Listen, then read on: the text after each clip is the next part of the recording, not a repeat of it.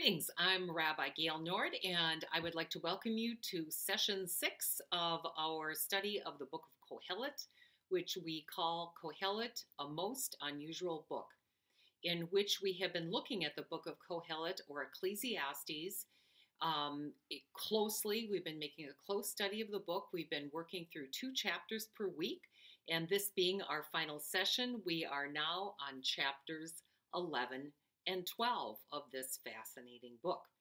In addition to looking at those 2 chapters tonight, I'm also going to share with you some feedback that I received from the in-class session that I have been leading parallel to these videos. So that will be fun, I hope, for you to hear what some of the participants in the class have taken from this study of Qoheleth and what they've learned and really how it may have impacted them. I can say personally that I have learned a lot, which never fails when you teach something because you need to take another close look at it. And I find that it has helped me focus in on the goodness of every day, to hold things in a healthy perspective, and to remember, yes, that we live in the land of under the sun, and there is an entirely different realm of being to which we are accountable. While we are here, we must enjoy our lives and do all the good that we can, knowing that there will be a day when we leave. It's inevitable, and we need not fear that day. We need to live today and trust God, who holds our future. So, chapter 11, and I hope once again that you have the text in front of you. That will enhance your ability to follow along and listen to what's going on. One of the comments, I'll preview one of them, was that when we were doing the in-session class, the participants began bringing their own Bible translations, their own Bibles which was really fun as we went around the circle. We would sit in a circle and take turns reading from our different translations. I have numerous Bibles in different translations, so I brought some of mine too, but it really led to some interesting discussions about how this particular Hebrew word was translated in this one particular translation and how it varied in another translation, and how the meaning can change as a result of the English word choice that's made for a particular Hebrew word. And it really can have quite an impact on meaning. And we didn't find one translation that was perfect, or one that we would say, this one got it right all the time. We found that it varied amongst the translations. There were word choices we liked at different instances in all of them. So, chapter 11, this begins with a famous phrase, with a famous quote. It says, "Send forth your bread upon the waters, for after many days you will find it." That's kind of a strange saying. I mean, if you put bread in the water, what happens to it? It just, goes to mush and disappears. So obviously we're dealing with metaphor here. So what can bread signify? And it is literally bread, lechem in Hebrew. So bread can be that which gives you sustenance, that which has value for life. The idea of the waters speaks to me of a flowing stream, kind of the river of life as it flows through time and through space and through circumstance. So send forth your bread upon the waters, for after many days you will find it. Now, we have to connect this with the next verse to have this make sense. It says, distribute portions to 7 or even to 8, for you cannot know what misfortune may occur on earth. So this send forth your bread upon the waters is obviously speaking of acts of generosity, of kindness. So your bread, literally in the edible way and in the monetary way, really anything that can provide life to us can provide life to another. And we certainly see misfortunate folks around us, those who, for one reason or another, are struggling. And as it says, you don't know what misfortune may occur, what misfortune may befall you. There may come a time, God forbid, but there may come a time when you need someone to send forth some bread in your direction. Now, we don't do this, we don't give in order to get, but there is um, there's a leveling in this. It's like now we can look at this person today who is in a state of misfortune. We perhaps are in a more fortunate place. Now, rather than looking, oh, you poor thing, let me help you, standing rather in a place of saying, someday that might be me. I'm not going to judge you. I am simply going to help you to the degree that I can. But he puts a limit on it. He says, distribute portions to 7 or even to 8. We can't solve all the problems in the world. I mean, very few people have billions of dollars or endless time or resources to share with others. But within the scope of what we are capable of, we're called to do deeds of kindness and to be generous. And not only because someday we might be there, but we might be, but because it's what God wants from us. We're given so that we can give. Now, here comes a section in verse 3. It kind of says, things do go wrong in this world. Do we know this? Oh yeah, we've all had misfortunate circumstances. So it kind of gives you a little overview of some things that can go wrong. And these are really related to the natural world. If the clouds are filled, they will pour down rain. If a tree falls to the south or to the north, the tree stays where it falls. If one watches the wind, he will never sow. And if one observes the clouds, he will never reap. So it's saying, the clouds are if it's going to rain, it's going to rain. That's just the way it is. If a tree falls, it's going to fall to the direction it wants to. If you happen to be standing under it, well, what's going to happen? It's going to knock you down. But it says, if one watches the wind, you'll never sow. So if you stand around waiting for what's going to happen, always watching, uncertain of what you should do, you'll never accomplish anything. You just have to walk through life knowing that things happen, doing your best from day to day. Now, listen to this, verse 5 of chapter 11. Just as you do not know how the life breath passes into the limbs within the womb of a pregnant woman, so you cannot foresee the actions of God who causes all things to happen. Now, do we really, we know how babies are made, right?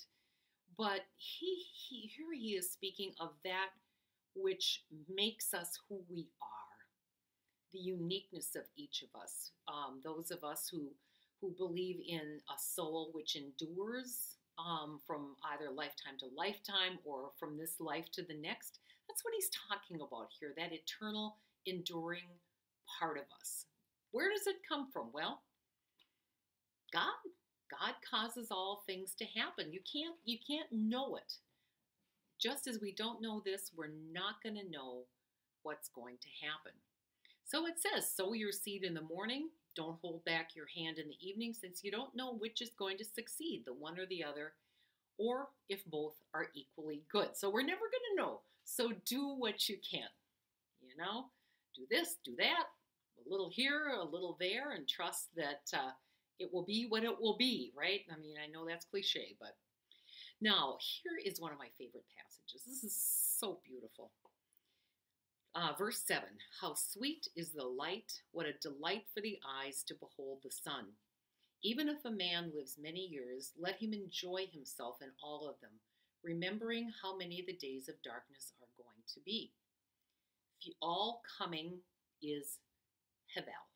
So you've got to enjoy it while we're here. The other day, about, like a week or so ago, here in Minnesota, we've had a wonderful extended fall. It's November 15th today, and it was 64 degrees. And I have some maple trees alongside my driveway that were this just glorious color, just a brilliant gold. I hope I didn't tell this story before. I stepped out in the morning to walk my dog, and the sunlight was hitting those leaves, was coming through those leaves, and it was like one of those transcendent moments in life It was gorgeous. I mean, so the light, I mean, some days you think the light, the sun, the sky, the clouds, it's enough. It's enough to keep you happy forever. It's so wonderful. God knew what God was doing. So even if we live many years, enjoy them all. Enjoy them all. I have some wonderful, very elderly people in my lives, and I see them finding meaning and purpose and joy in their lives. So if we're blessed with many years, then we have many more years to enjoy. But knowing that we don't know what's going to come. The future is vapor. It's a mystery to us. So what we have here, we'll enjoy, right? I think we should have a party at the end of this, right? That would please Qoheleth no end. So now here's some advice. Now, as we noted probably in the first session, this is written from the perspective of a mature man, looking back on his life and really giving advice to those who are younger. Not that those of us who are no longer young can't gain something from this. We certainly saw this in our group where no one would be described as a youth. We were of various ages, but so here where it's being addressed directly to a youth. Oh, youth, enjoy yourself while you are young. Let your heart lead you to enjoyment in the days of your youth. Now, interesting, follow the desires of your heart and the glances of your eyes, but know well that God will call you to account for all such things. So it's like, yeah, but yeah. So you can find joy and pleasure, but remember, you are responsible to another. So use this youthful enthusiasm with discretion. Some of us did that, some of us maybe not so much all the time, but and he ends, banish care from your mind and pluck sorrow out of your flesh. What great advice. Banish care from your mind. Worry, we've talked about this before. It does not help, right? And sorrow is like regret. Sorrow is something directed toward the past, whereas worry is always directed toward the future. But we don't live in the past, and we don't live in the future. And as Qoheleth has told us many, many times, we don't know what's going to happen. I don't know what's going to happen 5 minutes from now. I can assume that I will still be safe in my home and working on posting this video online, but who knows? So, doesn't pay to worry, and regret, we learn from the past. We learn. We plan for the future, but we live right now. Whatever moment this is when you're watching this, it's now, and it's a perfect moment. Every moment taken by itself is perfect. You could disagree with me on that, but I believe there's some truth in that. So now we come to chapter 12, which is really divided in two parts. There's another teaching about enjoying your vigor in the days of your youth before darkness comes. And then there's a really interesting allegorical poem, we might say, talking about old age, which is really fun once you kind of figure out the key to interpreting this. And it begins on verse 3 of chapter 12. It says, when the guards of a house become shaky, and the men of valor are bent, and the maids that grind grown few are idle, and the ladies that peer through the windows grow dim. Now, the teaching is the guards of the house become shaky. What happens to the elderly? Our limbs begin shaking. Men of valor are bent. That's the bent back. The maids that grind grown few are idle. The teeth, especially back in the day. I'm sure a lot of people lost teeth by the time they were older. The ladies that peer through the window grow dim. The eyes, we lose our eyesight. I certainly am familiar with that. The doors to the street are shut. Now that is said to refer to the processes of elimination, which reportedly become more troublesome with age. The noise of the hand mill growing fainter. The stomach, the working of the stomach, our digestion does not improve with age. All right, we continue. And the song of the bird grows feebler. So what's that? Of course, we can't hear the bird as well. That's our hearing. and the strains of music are dying down. Our voice becomes weaker as we age. When one is afraid of the heights and there's terror on the road, for the almond tree may blossom, the grasshopper be burdened. Now, this is a section that's, I don't know, I have no idea what this means. And, the commentator kind of talks about, the timidity, fear, the almond tree may blossom, hair grows white, yeah, could be. I think this is a continuing of this allegorical poem. But anyway, I would want you to take a look at verse 6. This is amazing. Before the silver cord snaps and the golden bowl smashes, the jar is shattered at the spring and the jug is smashed at the cistern.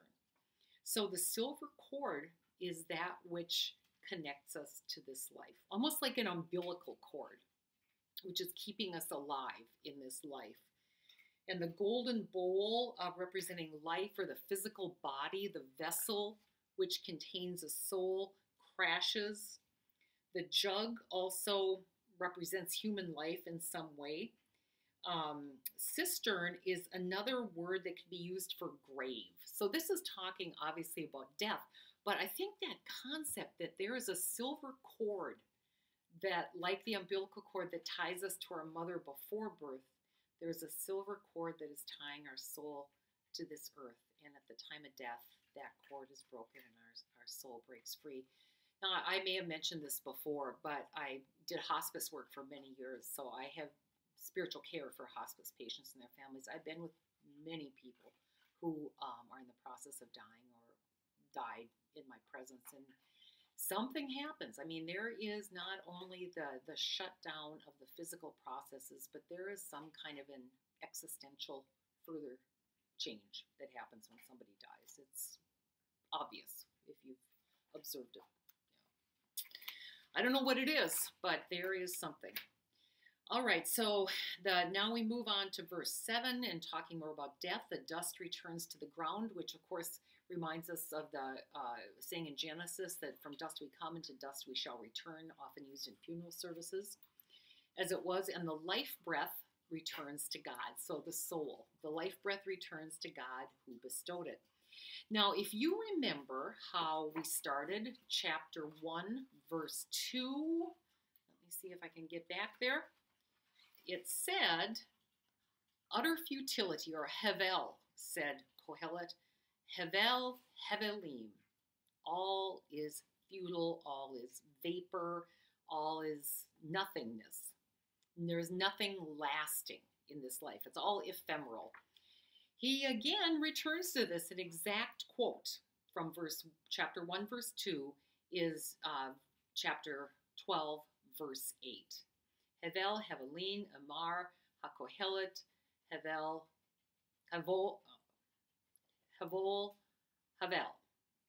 Sorry for Hakol, Havel, I'm sorry. Speaking of the eyes not working so well. It's actually darker in here than it looks like on the video. Anyway, a complete repeat of chapter 1, verse 2. Now, when we start, there's a section here, verse 9 through the end, that most commentators believe was tacked on later. I mean, it just makes sense to me that it ends at this verse about Hevel, which repeats the verse from the first chapter. But it goes on a further word because Qoheleth was a sage. He continued to instruct the people. So we've gone out of the first person, Qoheleth talking to us directly, and we've now got someone else talking about Qoheleth and telling us a little bit what he did. He tested the soundness of many maxims, sought to discover useful sayings, the sayings of the wise. But now here's an interesting little section. A further word, against them, my son, be warned. The making of many books is without limit, and much study is a wearying of the flesh. So don't overtax your study ability there. It's like, that's not very Jewish, because in Judaism, study is the heart of really one of the things that we're called to in this life. But maybe it can go too far. Anyway, the sum of the matter, revere God and observe his commandments, for this applies to all mankind, that God will call every creature to account for everything unknown, be it good or bad. So revere God. Now, some see this as a way of making this book more acceptable, because as we have been addressing throughout, there are some things in here that are not 100% or even a little bit in keeping with the teachings of the rest of the Hebrew Bible. So you can see my dog in the background there. You see it? Her name is Rue. She's a real sweetheart. Anyway, it was nice of her to make an appearance tonight. My thought just vanished. Thank you very much, Rue. I have no idea what I was just talking about, and I'm not going to re-record this whole thing because I'm almost done. So we're going to move on. I should, but I'm not. We're going to move on with some of the comments that the group made to share with you, and they knew that the purpose of this was that we would share these comments at the end of the final video. So thanks to the group. It was a wonderful group. People bonded, and it was warm and loving and fun, and everybody participated. It was a bunch of really smart, thoughtful people. Thank you. So one thing that was noted is that Qoheleth doesn't get a lot of attention. As we noted in the first session, it's read on the Jewish holiday of Sukkot. But not a lot of people are as familiar with Qoheleth or Ecclesiastes as many of the books of the Bible. It doesn't receive a lot of attention. But when we read through it, there are a lot of famous quotes that show up in other contexts in literature and music and such that originate in this book. So it's not only worth reading for that purpose, but the philosophy that's presented, it certainly led to fascinating discussion. And the next comment we had, that it really makes you think about things. It makes you look at your life, how you're living your life today. Where do you see things heading? Are you comfortable facing the fact that the end of life is inevitably death? And how does that affect the way you live today? Does it make you live in fear and loathing, or does it make you rejoice in the fact that you're here and there's so much to be happy about? It can go either direction. I've seen both. So a very thought-provoking book. Another comment was that although this book is directed toward younger people, toward younger men, for the training of younger men, it's a wonderful book for older people to read. And really probably I wouldn't say even can be exactly appreciated until you have some life experience under your belt. However, if there's a young person out there with the wisdom to read this and take this in, I think it could be powerful as well. But the comment was, it's a good one for older people to read. The comment, as I noted before, about the interesting observations from reading it in different translations. Another was that it enabled this individual to construct new paradigms, new metaphors for talking about life and talking about the experiences of life, of thinking in new paradigms and new metaphors, which I thought was a very interesting comment. Oh yeah, these are good comments. One pertained to the richness of the internal life as we age. Now, what do you think about that? I don't know how old you are, but it does seem that as we're old, as we age, we become more reflective and somewhat more internally directed. I mean, in our youth, we're working in the world, we're achieving, we're raising our families. But as a Hindu religion points out, we do have different stages of life. And the fourth stage, the final stage of life, is understood to be the most intensely spiritual and really the proper endeavor for the final stage of life, that we should attend to those matters, the spiritual matters that we had less time and focus and ability to deal with when we were younger. So I hope you have enjoyed this. I hope you have gained something from it. I give you my blessing and send to you peace and joy and love, and we'll see you on the next video series.